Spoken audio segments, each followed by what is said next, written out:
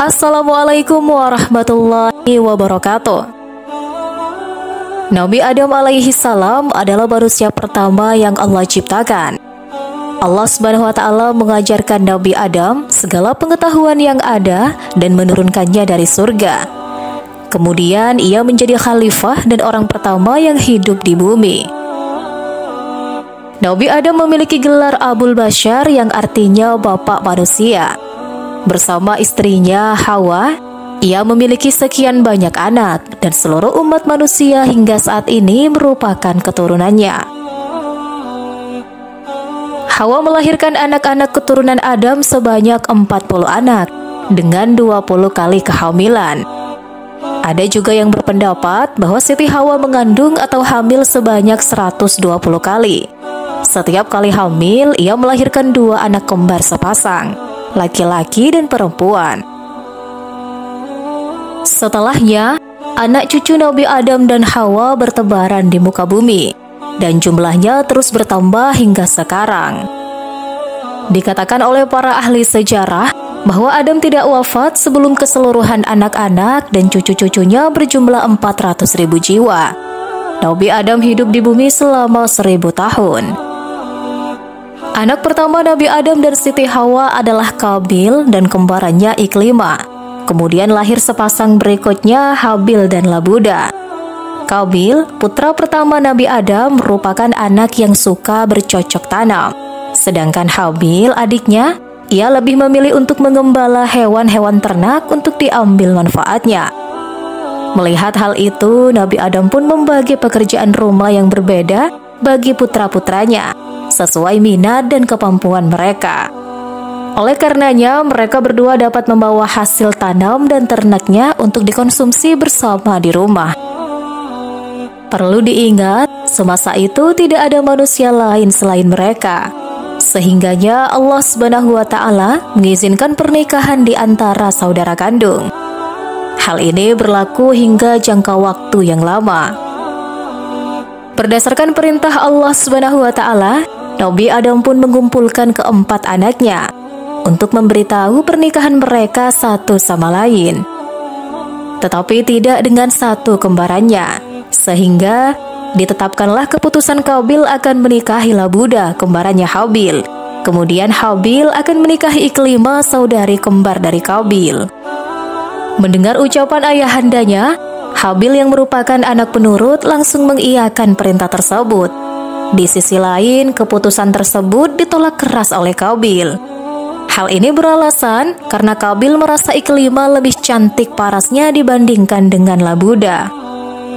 Ia tak rela jika harus Habil yang mendapatkan seorang istri secantik Iklimah.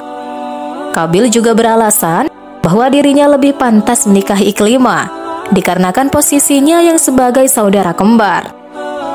Iklimah, dia itu saudari kembarku. Aku lebih berhak menikahinya dibandingkan Habil, protes Qabil. Nabi Adam pun menjelaskan, justru dikarenakan Iklimah adalah saudari kembarmu, maka dilaranglah kamu untuk menikahinya, wahai putraku. Akan tetapi, penjelasan tersebut tidak membuat Qabil paham dan terima akan permintaan Nabi Adam dari keputusan yang diperintahkan oleh Allah. Ia bersikeras bahwa semua ini hanyalah permainan ayahnya, bukan perintah dari Allah. Melihat kemarahan dari perkataan putra sulungnya, Nabi Adam pun berkata, "Kalau memang kamu menganggap ini bukan perintah Allah Subhanahu wa taala, maka pergilah kalian berdua untuk berkurban. Siapapun yang kurbannya diterima olehnya, maka ialah yang berhak menikahi Iklimah." Qabil dan Habil pun melaksanakan perintah ayahnya untuk mencari hadiah kurban terbaik. Maka datanglah Qabil dengan beberapa tanaman sayur dan buah yang sudah mulai layu. Dalam hatinya ia berkata, "Aku tidak peduli apa kurbanku ini diterima atau tidak. Akulah yang harus menikahi Iklimah." Sedangkan Habil, ia datang dengan hasil ternak terbaik. Ia membawa daging kambing yang berkualitas sebagai hadiah kurban untuk dipersembahkan kepada Allah. Di dalam hatinya, ia hanya berharap ridho dan kasih sayang dari Allah. Mereka berdua pun meletakkan hadiah kurban tersebut di atas gunung. Tak lama kemudian datanglah seberkas cahaya api turun dari langit, menghampiri daging kambing milik Habil. Daging kurban tersebut dianggap sudah diterima oleh Allah, sehingga bisa diartikan bahwa kurban Qabil lah yang ditolak oleh Yang Maha Kuasa. Melihat hal itu, Qabil merasakan amarah di dalam dirinya. Ia pun mengatakan ancaman pada Habil.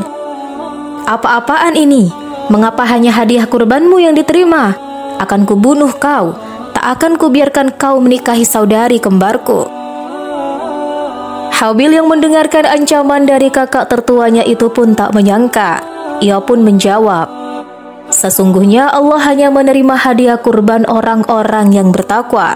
Seandainya kamu julurkan tanganmu untuk membunuhku, aku tak akan menjulurkan tanganku sama sekali untuk berusaha membunuhmu. Sungguh aku takut kepada Allah, Tuhan semesta alam." Hal ini diabadikan dalam Al-Quran Surat Al-Ma'idah ayat 28. "Sungguh, kalau kamu menggerakkan tanganmu kepadaku untuk membunuhku, aku sekali-kali tidak akan menggerakkan tanganku kepadamu untuk membunuhmu. Sesungguhnya aku takut kepada Allah, Tuhan seru sekalian alam." Walaupun mendengar ancaman yang menakutkan, Habil tidak membalas kejahatan itu dengan hal yang sama. Ia lebih memilih dengan diam dengan keteguhan imannya. Perasaan takut akan kuasa Allah Subhanahu wa Ta'ala membuatnya tidak berani untuk turut merusak kehidupan di muka bumi. Beberapa hari kemudian, di suatu malam yang dingin, Habil yang kelelahan sehabis ternak tertidur lelap di suatu gubuk peternakan. Nabi Adam pun meminta Qabil menyusul Habil agar segera pulang ke rumah. Disinilah datang setan yang menggoda Qabil untuk membunuh Habil. Habil yang masih diliputi rasa amarah dari keputusan pernikahan dan hadiah kurban kemarin, terbujuk atas godaan itu. Ia pun bergegas pergi menjemput Habil dengan menggenggam batu besar di tangannya. Sesampainya di gubuk, Qabil dengan jahatnya melemparkan batu besar tersebut ke wajah sang adik. Ia melukai Habil dengan satu batu hingga nyawa Habil tidak terselamatkan. Oleh sebabnya terjadilah sudah satu peristiwa pembunuhan tragis yang pertama kali di muka bumi, tentunya oleh saudara kandungnya sendiri. Selepas Habil meninggal, Qabil tidaklah langsung merasa bersalah. Justru ia pulang dengan berpura-pura tak terjadi sesuatu. Ia bahkan tak memberitahu siapapun atas peristiwa tragis tersebut. Nabi Adam yang bingung atas keberadaan putra bungsunya itu mulai merasa kehilangan. Melihat kondisi ayahnya, Qabil pun mulai diliputi rasa takut dan menyesal. Kemudian ia pun pergi meninggalkan Nabi Adam. Qabil memanggul jasad Habil, dibawanya jasad itu ke sana dan kemari. Bahkan ada beberapa ulama yang menyebutkan dalam riwayatnya, Qabil berkeliling dengan jasad Habil selama bertahun-tahun. Bahkan ada yang mengatakan 100 tahun. Ini artinya Allah Subhanahu wa Ta'ala menghendaki jasad Habil tidak busuk dimakan waktu. Bertahun-tahun Qabil keliling dengan rasa bingung untuk melakukan apa pada jasad Habil. Sampai akhirnya Allah mengirimkan 2 burung gagak yang bertengkar di hadapan Qabil. Salah satu burung gagak itu berakhir mati, dan gagak lainnya menggali lubang pada tanah untuk mengubur gagak yang sudah mati. Melihat apa yang dilakukan burung gagak tersebut, Qabil pun merasa menyesal atas perilakunya selama ini. Sebagaimana diceritakan dalam Al-Quran Surat Al-Maidah ayat ke-31. Kemudian Allah mengirim seekor burung gagak untuk menggali tanah supaya ia memperlihatkan kepadanya, Qabil, bagaimana cara mengubur mayat saudaranya. Qabil berkata, "Celakalah aku, mengapa aku tidak mampu berbuat seperti burung gagak ini, sehingga aku dapat mengubur mayat saudaraku?" Maka jadilah ia termasuk orang-orang yang menyesal. Dari peristiwa tragis yang terjadi antara Qabil dan Habil tersebut, Qabil mendapatkan dosa jariah yang terus mengalir hingga hari kiamat. Hal ini disebabkan setiap manusia di kemudian hari yang membunuh sesamanya akan menambah aliran dosa kepada Qabil, sebab ialah yang pertama kali memberi contoh pembunuhan untuk pertama kalinya. Tidaklah setiap jiwa yang dibunuh secara zalim, melainkan anak Adam yang pertama atau Qabil ikut menanggung dosa pembunuhan tersebut, karena ialah yang pertama kali melakukan pembunuhan. Hadis riwayat Bukhari dan Muslim.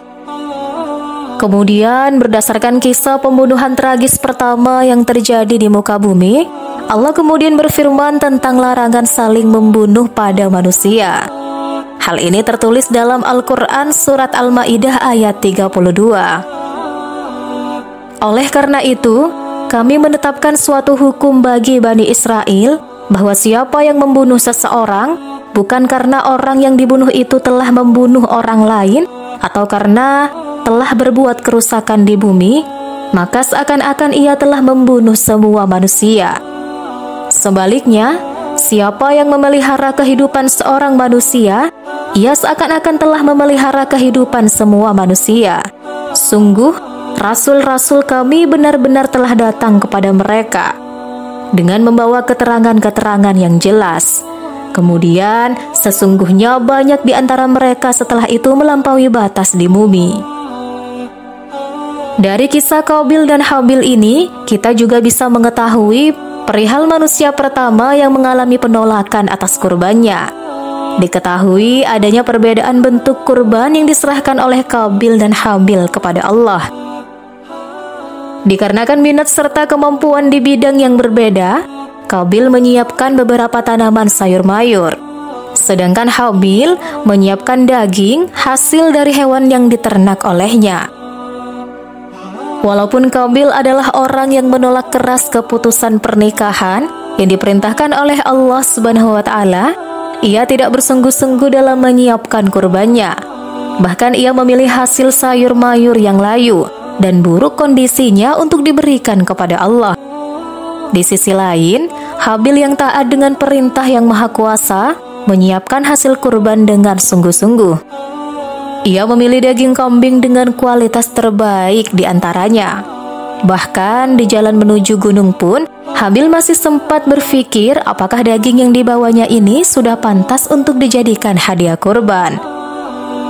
Akhirnya di saat hari pemberian kurban tiba, di antara dua pemberian kurban tersebut, daging kambing milik Habil lah yang diterima oleh Allah.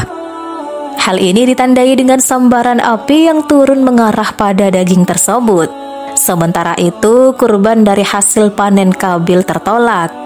Ia menjadikannya sebagai sosok manusia yang pertama kali kurbannya ditolak oleh Allah. Sebagaimana firman Allah dalam Quran surat Al-Maidah ayat ke-27. Bacakanlah Muhammad kepada mereka berita tentang dua putra Adam dengan sebenarnya. Ketika keduanya mempersembahkan kurban, kemudian diterima dari salah satunya Habil dan tidak diterima dari yang lain Qabil. Ia Qabil berkata, "Sungguh aku pasti akan membunuhmu."